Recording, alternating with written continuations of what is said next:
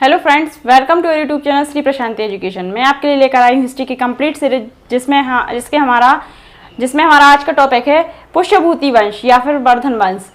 कल की वीडियो में हमने गुप्त साम्राज्य को डिस्कस किया था। जिसने कल की वीडियो नहीं देखी है उसकी लिंक डिस्क्रिप्शन में है, आप डिस्क्रिप्शन पर जाकर लिंक पर क्लिक करके वीडियो को देख सकते हैं और शेयर और सब्सक्राइब करना ना भूलें।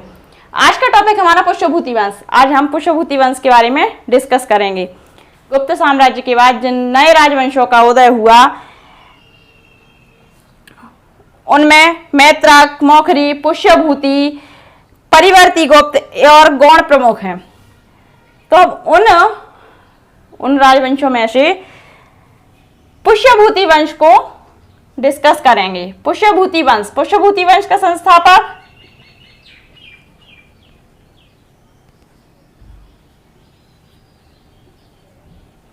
पुष्यभूति वंश का संस्थापक पुष्यभूति हुआ।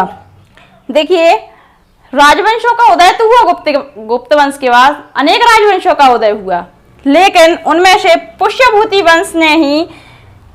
वंश के शासकों ने ही विशाल साम्राज्य को स्थापित किया। अनेक राजवंशों का उदय हुआ गुप्त वंश के बाद, लेकिन उनमें से केवल पुष्यभूति वंश ने ही विशाल साम्राज्य स्थापित किया। अब पुष्यभूति वंश का संस्थापक पुष्यभूति वंश का संस्थापक पुष्यभूति और इसकी राजधानी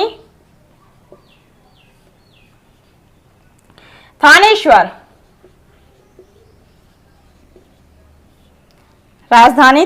जो कि हरियाणा प्रांत के कुरुक्षेत्र जिले में स्थित एक नगर है। वर्तमान में यह हरियाणा प्रांत के कुरुक्षेत्र जिले में स्थित एक नगर है। प्रारंभ में पुष्यभूति गुप्तों के सामंत थे। शुरू में पुष्यभूति गुप्तों के सामंत थे, लेकिन हूणों के आक्रमण के बाद इन्होंने स्वतंत्रता की घोषणा कर दी थी और प्रभाकर वर्धन ने इस वंश की स्वतंत्रता का जन्मदाता था, जो कि प्रभाकर वर्धन था, जो पुष्यभूति का उत्तराधिकारी हुआ। कौन? प्रभाकर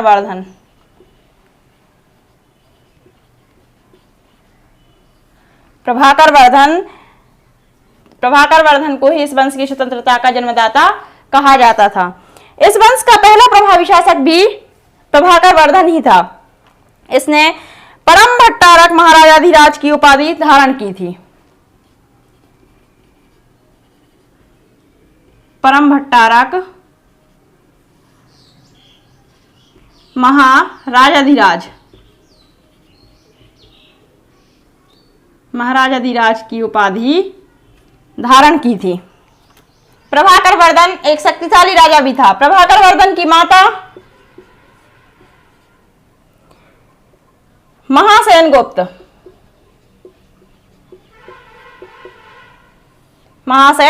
गुप्त, जो कि गुप्त वंश की राजकुमारी थी। महासेन गुप्त वंश की राजकुमारी थी। प्रभाकर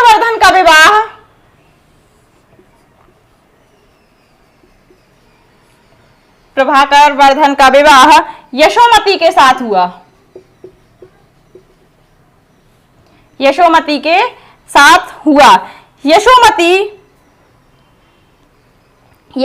के 2 पुत्र और 1 पुत्री हुई।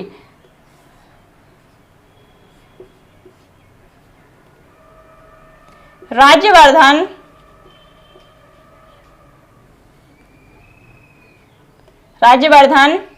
हर्षवर्धन और राजश्री। राज्यवर्धन, जो कि प्रभाकर वर्धन का बड़ा पुत्र था, हर्षवर्धन छोटा पुत्र था और राजश्री प्रभाकर वर्धन की पुत्री थी। प्रभाकर वर्धन ने अपनी पुत्री राजश्री का विवाह कन्नौज के मोखरी राजा ग्रहवर्मन से किया था। राजश्री का विवाह प्रभाकर वर्धन ने कन्नौज के मोखरी राजा ग्रहवर्मन के साथ किया था। ग्रहवर्मन के साथ किया था। अपने पड़ोसी राज्य मालवा, उत्तर पश्चिमी पंजाब के हूणों तथा गुर्जरों के साथ युद्ध करके काफी प्रतिष्ठा प्राप्त की थी। प्रभाकर वर्धन ने अपने पड़ोसी राज्य मालवा, उत्तरी पश्चिमी पंजाब के हूणों तथा गुर्जरों के साथ युद्ध करके काफी प्रतिष्ठा प्राप्त की थी। प्रभाकर वर्धन की मृत्यु 604 ईस्वी में हो गई थी। देखिए, पुष्यभूति वंश या फिर कहें वर्धन वंश, संस्थापक पुष्यभूति, राजधानी थानेश्वर, उत्तराधिकारी प्रभाकर वर्धन। प्रभाकर वर्धन को परम भट्टारक महाराजाधिराज की उपाधि दी गई थी। प्रभाकर वर्धन की माता महासेन गुप्त। प्रभाकर वर्धन का विवाह यशोमती के साथ हुआ और यशोमती के राज्यवर्धन और हर्षवर्धन 2 पुत्र हुए और राजश्री 1 पुत्री हुई। राजश्री का विवाह प्रभाकर वर्धन ने ग्रहवर्मन के साथ कर दिया, जो कि कन्नौज का राजा था, और उसके बाद प्रभाकर वर्धन की 604 ईस्वी में मृत्यु हो गई थी।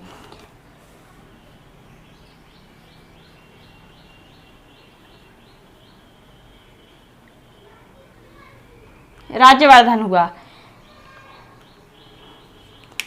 देखिए, जब प्रभाकर वर्धन की मृत्यु हो गई थी तो उसके बाद कन्नौज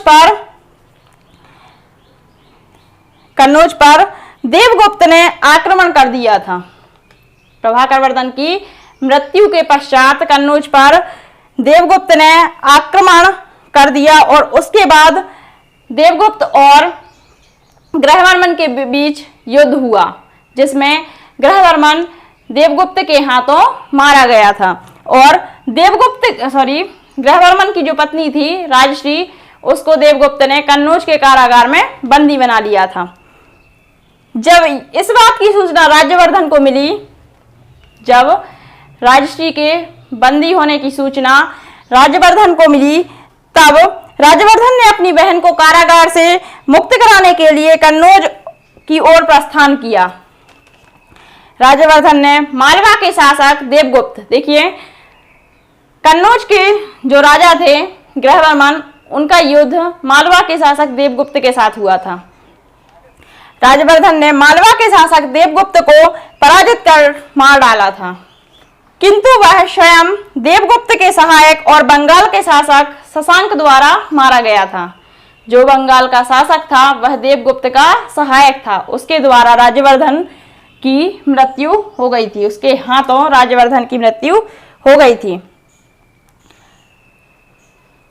शशांक हर्षवर्धन के समकालीन था। उस समय राज्य में भारी उथल पुथल होने के कारण राजश्री कारागार से भाग निकली।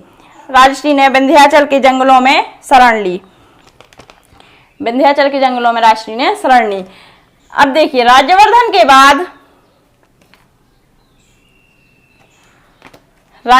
के बाद पुष्यभूति वंश का उत्तराधिकारी या फिर कहें राज्यवर्धन का उत्तराधिकारी उसका छोटा भाई हर्षवर्धन हुआ। हर्षवर्धन, जिसे सम्राट हर्षवर्धन कहा जाता है, सम्राट हर्षवर्धन कहा जाता है। हर्षवर्धन 606 ईस्वी से, हर्षवर्धन के टाइम पीरियड की बात करें तो 606 ईस्वी से लेकर 647 ईस्वी तक हर्षवर्धन ने शासन किया। हर्षवर्धन को शिलादित्य के नाम से भी जाना जाता था।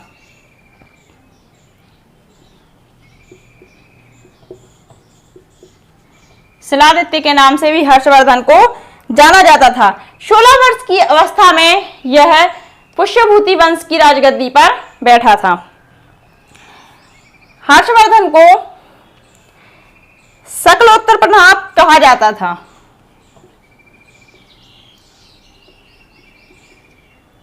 सकलोत्तरा प्रनाथ कहा जाता था। देखिए, राज्यवर्धन के समय प्रभाकर वर्धन की मृत्यु के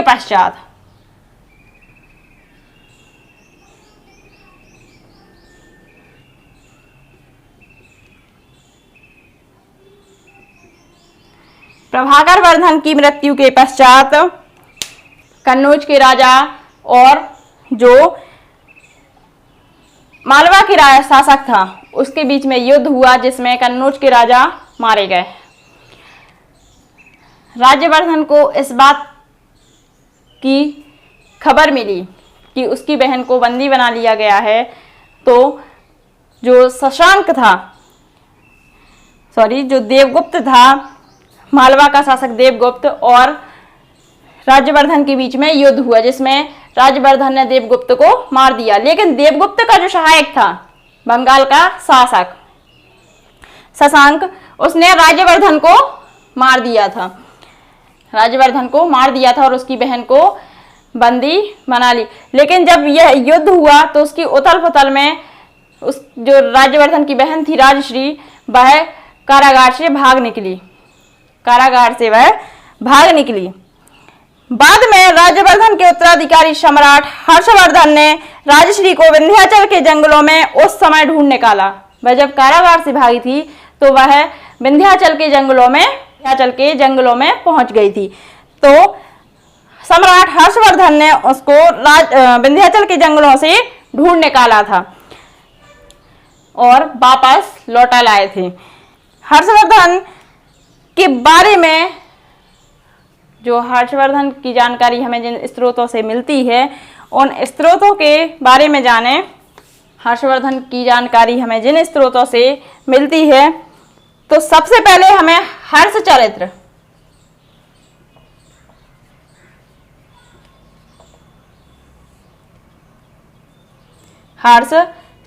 से हर्षवर्धन की जानकारी प्राप्त होती है।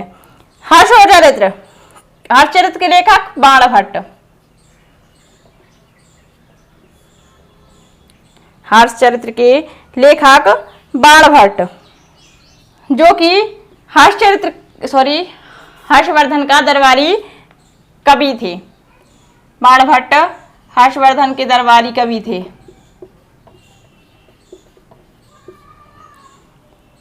हर्षचरित्र, इसे ऐतिहासिक विषय पर गद्य काव्य लिखने का प्रथम प्रयास कहा गया है। कि जो हर्षचरित्र है उसे ऐतिहासिक विषय पर गद्य काव्य लिखने का प्रथम प्रयास कहा गया है। सेकंड है कादंबरी।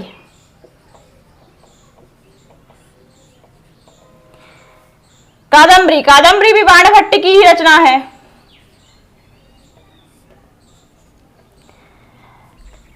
इसमें हर्षकालीन सामाजिक धार्मिक जीवन का वर्णन मिलता है। कादंबरी में हर्षकालीन सामाजिक धार्मिक जीवन का वर्णन मिलता है। नेक्स्ट है थर्ड, हर्ष ग्रंथ। अब देखिए हर्ष ग्रंथ में कौन कौन से ग्रंथ आते हैं? तो नागनंद, रत्नावली,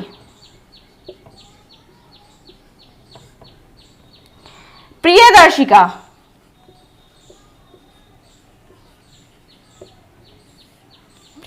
ये ग्रंथ हर्ष ग्रंथ में आते हैं। कहा जाता है कि धावक नामक कवि ने हर्षवर्धन से पुरस्कार लेकर ये तीनों नाटक लिख दिए थे। किसके नाम पर? हर्षवर्धन के नाम पर। हर्षवर्धन के नाम पर ऐसा कहा जाता है कि धावक नामक कवि ने हर्षवर्धन से पुरस्कार लेकर हर्षवर्धन के नाम पर ये हर्ष ग्रंथ, नागनंद, रत्नावली और प्रियदर्शिका को लिख दिया था। ये जो ग्रंथ हैं इनमें उल्लेख मिलता है कि हर्ष का आदर्श प्रजा को सुखी और प्रसन्न देखना था। नेक्स्ट है हैंग सॉन्ग।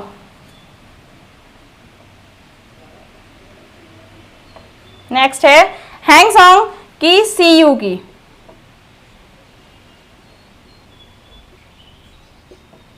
हैंग सॉन्ग की सीयू की पुस्तक। हैंग सॉन्ग जो कि हर्षवर्धन के शासनकाल में आया था। हैंग सॉन्ग हर्षवर्धन के शासनकाल में आया था। अब हम जानते हैं कि हर्षवर्धन के शासनकाल में किस प्रकार की मोहरें थीं।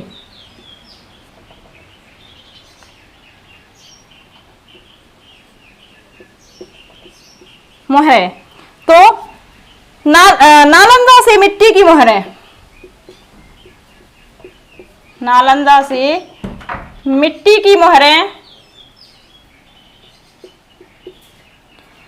सोनीपत से तावे की मोहरें।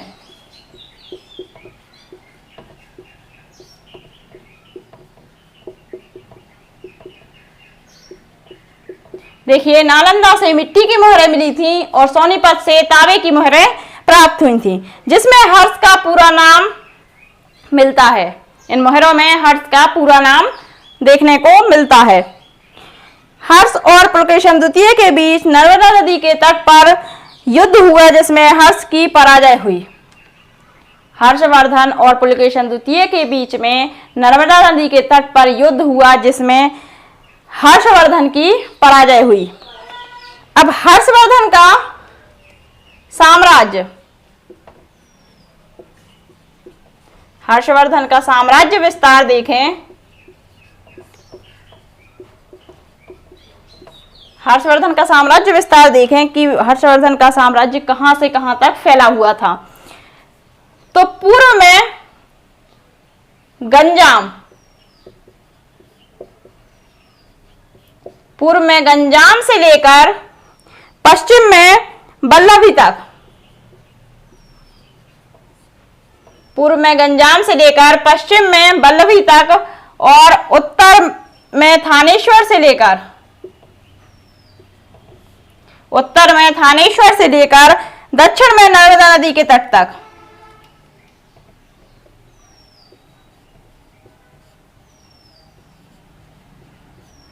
दक्षिण में नर्मदा नदी के तट तक, दक्षिण में नर्मदा नदी के तट पर ही हर्षवर्धन और पुलकेशन द्वितीय का युद्ध हुआ था, जिसमें हर्षवर्धन की पराजय हुई थी। 641 ईस्वी में हर्ष ने 2 दूत चीन भेजे थे। 641 ईस्वी में हर्ष ने 2 दूत चीन भेजे थे और 643 ईस्वी और 646 ईस्वी में 2 चीनी दूत उसके दरबार में आए थे। देखिए, 641 में 2 दूत हर्षवर्धन ने चीन भेजे थे और 643 और 646 ईस्वी में चीन से 2 दूत हर्षवर्धन के दरबार में आए थे। जो चीनी यात्री हैंगसोंग, जिसके बारे में हमने अभी पढ़ा कि उसकी पुस्तक सीयू की थी, जिसमें हर्षवर्धन के बारे में जानकारी मिलती है, वह हर्षवर्धन के शासनकाल में आया था। हैंगसोंग हर्षवर्धन के शासनकाल में आया था। हैंगसोंग किसके शासनकाल में आया था? हर्षवर्धन के शासनकाल में आया था। हैंगसोंग चीनी यात्री हर्षवर्धन के शासनकाल में आया था। देखिए, मैंने आपको पहले भी बताया कि 2 चीनी यात्री हर्षवर्धन के शासनकाल में हर्षवर्धन के दरबार में आए थे।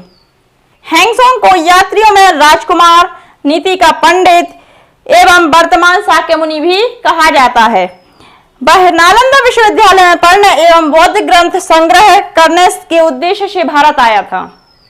हैंगसोंग नालंदा विश्वविद्यालय में पढ़ने एवं बौद्ध ग्रंथों को संग्रह करने के उद्देश्य से भारत आया था। हर्षवर्धन ने कश्मीर के शासक से बौद्ध के दंत अवशेष बलपूर्वक प्राप्त किए थे। देखिए, हर्षवर्धन ने कश्मीर के शासक से अपने बल पर बौद्ध दंत को प्राप्त कर लिया था। हर्ष के पूर्वज भगवान शिव की और सूर्य के अनन्य उपासक थे। पहले हर्ष भी अपने कुल देवता शिव का परम भक्त था।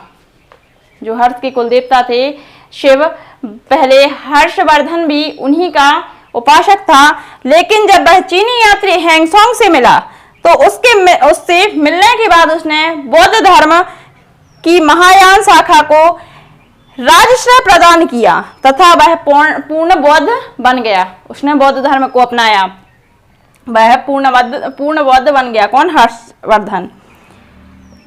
हर्षवर्धन के समय में नालंदा महाविहार महायान बौद्ध धर्म की दीक्षा का प्रधान केंद्र था। जो नालंदा महाविहार था वह हर्षवर्धन के समय में बौद्ध धर्म की शिक्षा का प्रधान केंद्र था, है ना।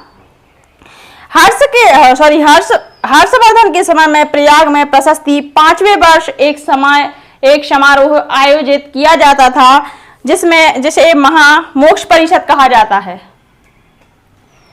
देखिए, हर्षवर्धन के समय में प्रयाग में प्रति 5वें वर्ष में एक समारोह आयोजित किया जाता था, जिसे महामोक्ष परिषद कहा जाता था। हैंगसोंग स्वयं छठे समारोह में सम्मिलित हुआ था। हैंगसोंग भी छठे समारोह में सम्मिलित हुआ था। हर्षवर्धन के अधीनस्थ शासक महाराज अथवा महासामंत कहे जाते थे। जो हर्षवर्धन के अधीनस्थ शासक थे उन्हें महाराज या फिर महासामंत कहा जाता था। हर्षवर्धन के मंत्रिपरिषद में मंत्री को सचिव या आमत्य भी कहा जाता था। जो हर्षचरित्र बाणभट्ट की जो पुस्तक थी हर्षचरित्र, उसमें प्रांतीय शासक के लिए लोकपाल शब्द का प्रयोग भी किया गया था। हर्ष के समय मथुरा सूती वस्त्रों के निर्माण के लिए प्रसिद्ध था। भारतीय इतिहास में हर्षवर्धन का सर्वाधिक महत्व इसलिए भी है क्योंकि वह उत्तरी भारत का अंतिम हिंदू सम्राट था। जो हर्षवर्धन था वह उत्तरी भारत का अंतिम हिंदू सम्राट था जिसने आर्यवर्त पर शासन किया था। लेकिन ना तो वह कट्टर हिंदू ही था और ना ही सारे देश का शासक था।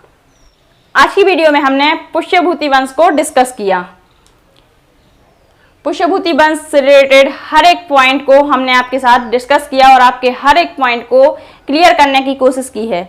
लेकिन फिर भी अगर आपका कोई डाउट है तो आप कमेंट बॉक्स में कमेंट कर उस डाउट को क्लियर कर सकते हैं। Thank you. अगर आपको वीडियो पसंद आई हो तो वीडियो को लाइक करें, चैनल को सब्सक्राइब करें, बेल आइकन को प्रेस करना ना भूलें ताकि आने वाला नोटिफिकेशन आपको मिलता रहे। वीडियो को अधिक से अधिक शेयर करें।